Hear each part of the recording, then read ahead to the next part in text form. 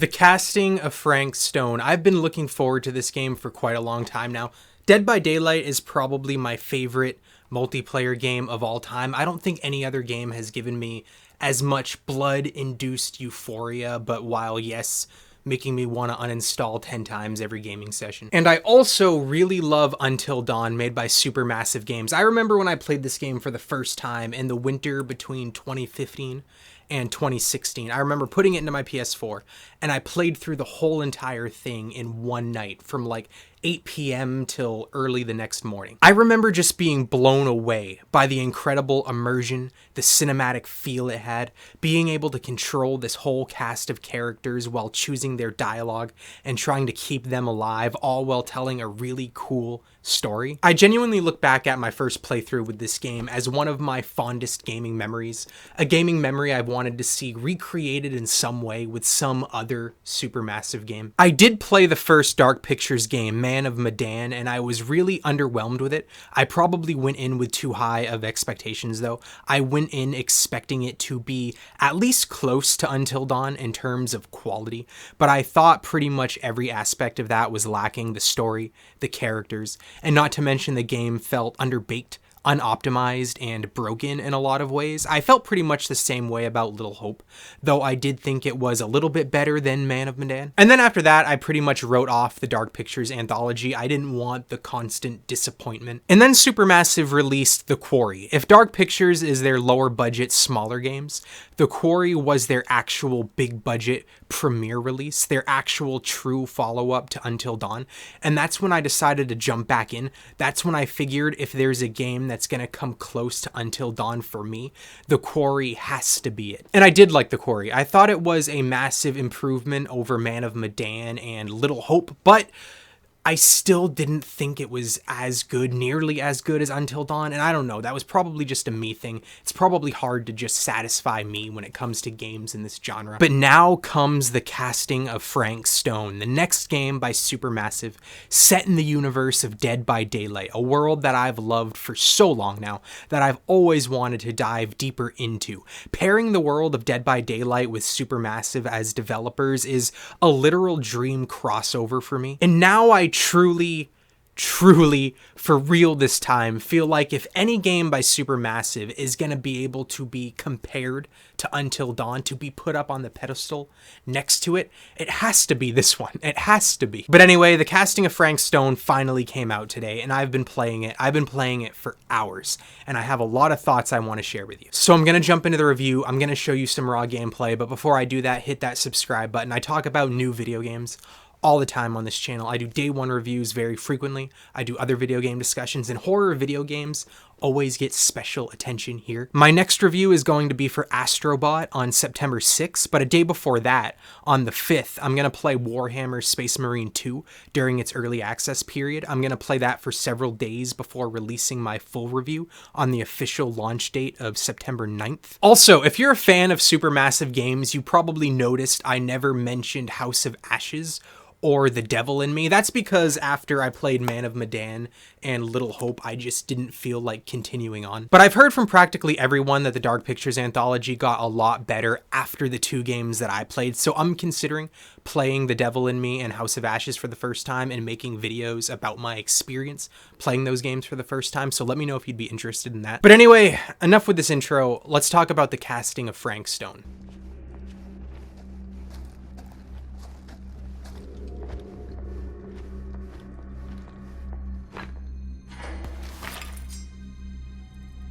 Why is it always clowns?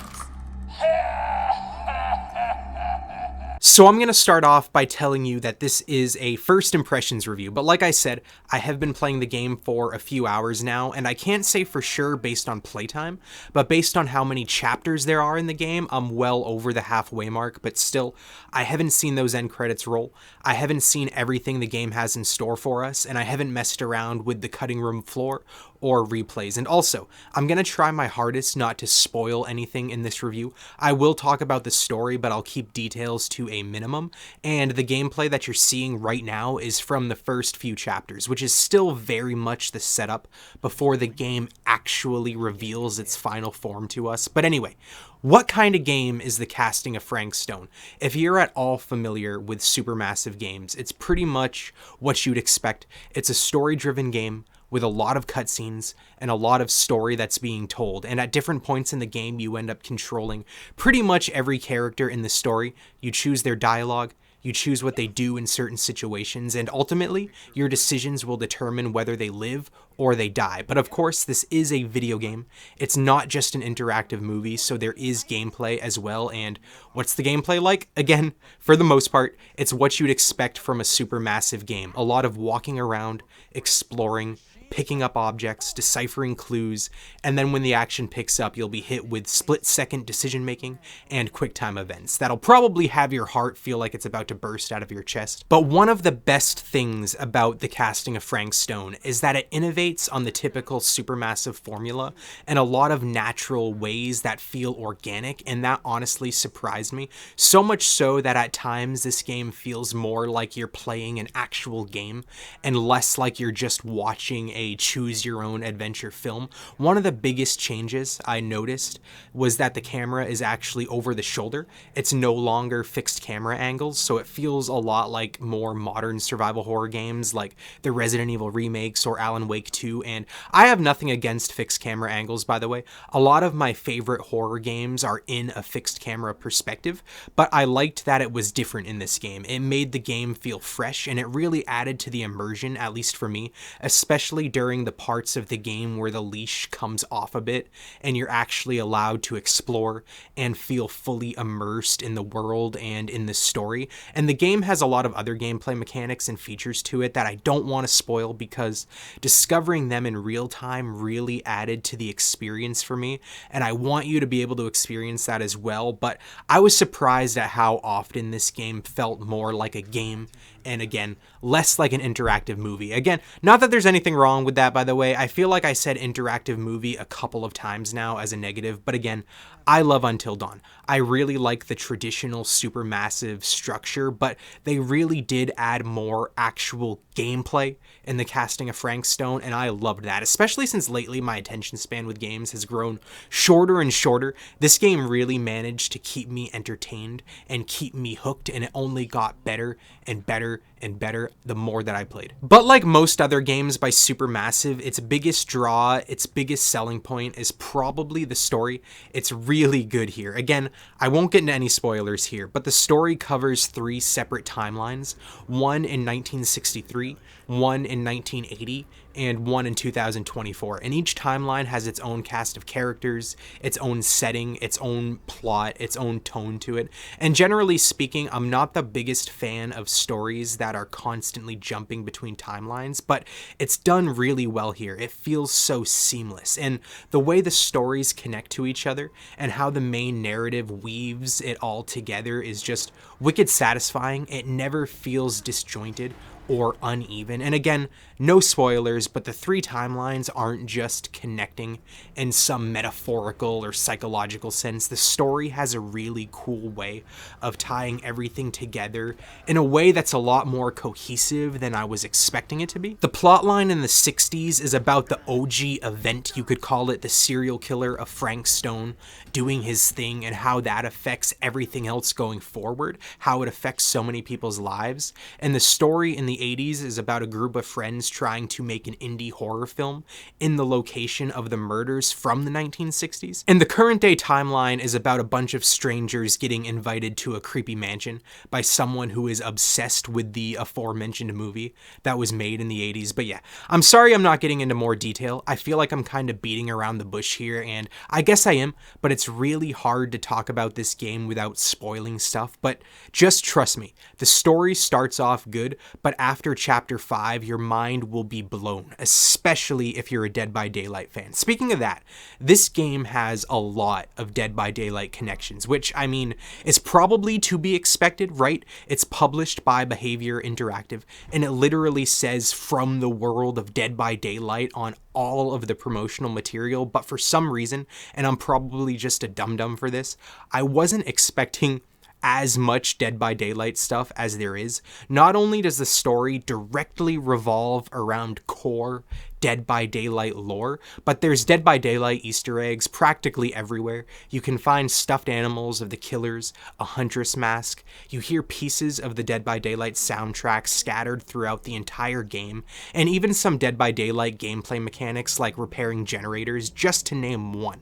For some reason, I was just expecting this to be a horror story that just so happened to be in the world of Dead by Daylight with maybe an Easter egg or two, and maybe a story connection near the end. But no, this game is a Dead by Daylight game, and I love it for that. But back to the story. I personally like the story a lot more than The Quarry, and it's leagues better than Man of Medan and Little Hope. Actually, I'm just gonna get straight to the point. I think the casting of Frank Stone is undoubtedly the best Supermassive game since Until Dawn. In pretty much every aspect, the characters are all likable, the story starts great and only gets better, the world is fun to explore, the tone and the atmosphere is top tier, the weight of the decision making feels real. I'm already thinking about my next playthrough. Again, I haven't played House of Ashes or The Devil in Me, but in my opinion, based on the games that I've played, this is Supermassive's best game since Until Dawn, and it's not even close. But with all that being said, does that mean the casting of Frank Stone is a perfect game? Is it a heavenly gift to us peasant humans, capable of healing blind people and curing diabetes with the snap of a finger? No, of course not. And now I'm gonna get into some of the criticisms I have with the game. And action. Is there something else you want to say to me? Because now's your last chance.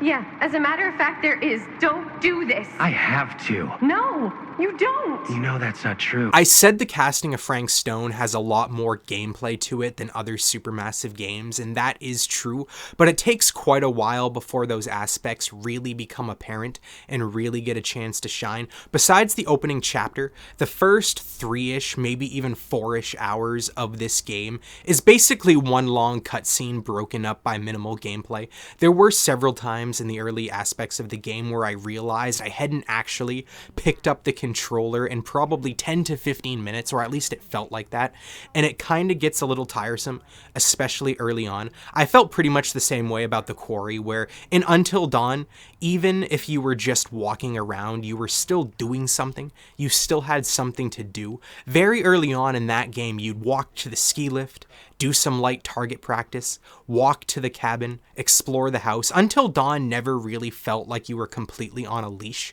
even though it was a very curated experience. But the early parts of this game had so many moments where a cutscene would be playing and I'd be thinking to myself, I could be controlling a character while this conversation is happening. You don't need to take control from me every 45 seconds for another 2-minute cutscene. But luckily, the gameplay to cutscene ratio does lighten up and even out as the game progresses. The game also looks really good visually in both gameplay and cutscenes, but there were some technical issues I noticed here and there. Like, for example, when a scene would change, oftentimes it would look really ugly for half a second before all the textures popped in, or the lighting would just start flickering for a moment or two. Just small stuff like that, which was kind of annoying, especially since I remember The Quarry doing the exact same thing, but still, it didn't really ruin the experience or truly lessen the game in any way. But if you're not already a fan of Supermassive games, I don't think this game is different enough to convert you. Like I said, it does innovate in the gameplay department, but still, 80% of the gameplay is your basic walking around, looking at notes and QuickTime events. But if you're a fan of Supermassive already, I think you'll really like this game. And if you're a fan of Supermassive and Dead by Daylight like me, I think you'll love this game. But anyway, I'm curious what your thoughts on the casting of Frank Stone are. Whether you like Supermassive games, whether you don't like Supermassive games, whether you're just a fan of Dead by Daylight playing a Supermassive game for the first time, I want to know your opinion. And if you're not familiar with Dead by Daylight, if you're one of those players that loves Supermassive but doesn't know anything about Dead by Daylight, I want to know your thoughts as well. I'm curious because I feel like this game is going to attract so many different players all coming to this game from a completely different perspective, and I want to hear your thoughts in the comments. Again, I'm sorry I didn't get into more details about the gameplay or the story, but just trust me, it's best to discover all of this for yourself. But depending on how this video performs, I will absolutely make a follow-up after I beat the game. I'll talk about the story and I'll talk about more spoiler aspects of this game, so consider subscribing and let me know if you'd be interested in that. But anyway, once again, consider subscribing if you haven't already, and thank you for watching, especially if you watched this far.